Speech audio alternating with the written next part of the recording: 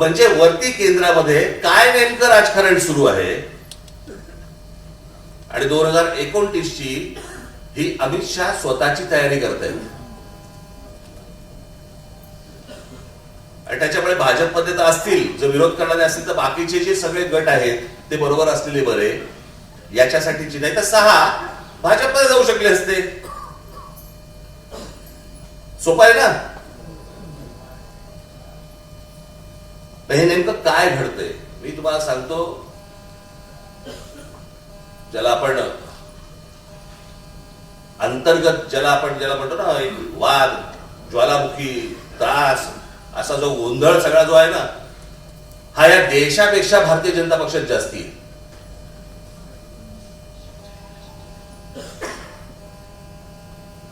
इतकं आतून सगळं त्यांच्याकडे पण पेटलेलं आहे. आता फक्त नरेंद्र मोदी आहेत, एक तिकडे एक मॅग्नेट आहे, त्याच्यामुळे सगळं शांत आहे.